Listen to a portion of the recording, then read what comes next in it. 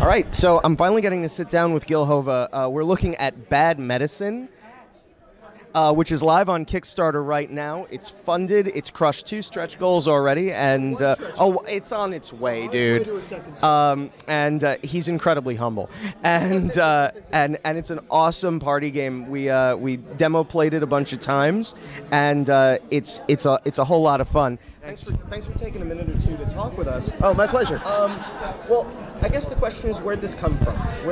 So, my girlfriend's dad is a copywriter for Big Pharma, and he mentioned to me just offhandedly one day that this would be a great theme for a party game, or just a game in general, would be a game about coming up with names for drugs.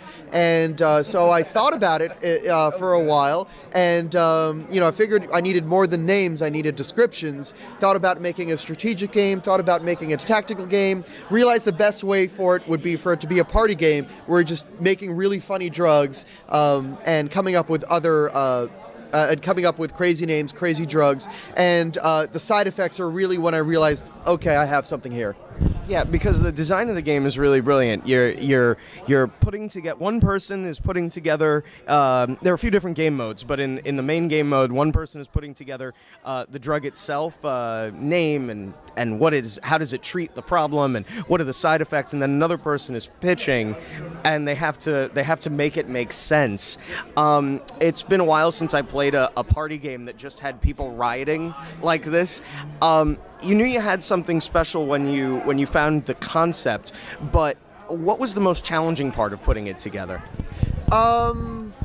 There's been a couple of interesting challenges with the game. One of them is I do a lot of playtesting with strategic players, and their biggest worry was so you vote for your favorite drug with a vote card. But this is one of those games that's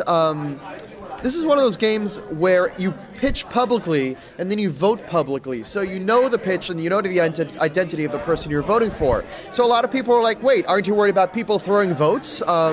And for a while I tried to fix that problem, then I realized it wasn't really a problem. This would be a problem in a strategic game where you have concerns round over round over round. This is a game where you're concerned about this round, then you're concerned about next round, concerned about next round, and each round is in and of itself. Each round is its own atom, as us nerdy game designers like to say. So, so I realized that all of the fixes I had would make the game slightly better for people outside the game's target market, but would make the game less interesting for people in the game's target market. Whereas if I left it just the way it was great for people in the target market. So the best fix was to do nothing, so that was one of the things to overcome. Another thing to overcome is originally when I designed the game, I thought it was just going to be you come up with a clever drug, you pitch your clever drug, and that was it. Everybody laughed and it would be funny. After a lot of testing, I found out that the way that the game really worked, what people liked about the game was uncertainty. Was like, as you mentioned, Andrew, in the team mode where you're playing with at least 5 players, one person formulates a drug and then passes it face down to their teammate who has to pitch it without looking at it first. And it's that uncertainty that they loved. And I found I had to bring that uncertainty to the 3 and 4 player game. And now in the 3 and 4 player game, you formulate the name of your drug, you formulate the description of your drug, but the other players give you the side effect and you have to roll with that. So that is really one of the breakthroughs of the game. No, and it's really wonderful because it brings out, I've played a bunch of storytelling games, and this is a storytelling game with sort of an interesting brain. Like its core is really engaging to me because you have these little like ingots of information, and then it's on you to make it all come together and make sense. Really, this is the kind of game that you can learn it in a minute, and then you can just play it and play it and play it, which is awesome. This is your first self-published game, right? You had a lot of success. Yes. You were successful with Prolix, got picked up by Z-Man, and then you did Battle Merchants last year or the year before? Last year with Minion Games. Minion Games, yes, right? Yes. Was this scary? I mean, is it scary? It's got to feel better now. It's terrifying. It's absolutely terrifying. My heart was in my throat when I hit the launch button. You know, because there's just so much planning, so much preparation, so much groundwork, and you know, I'm so lucky that this game caught on Kickstarter, and I'm really thrilled and really happy about it. You know, I hope that everyone who puts a game on Kickstarter gets to feel this feeling, because it's really great. Well, only if they put out good games like you have.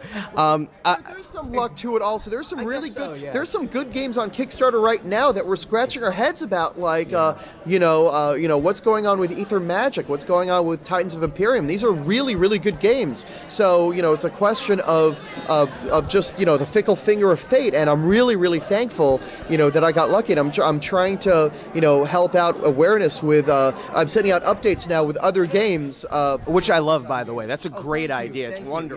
Yeah. But you're a Kickstarter staff pick, Yes. which I think is which makes sense, because I could gush about this game because I love it.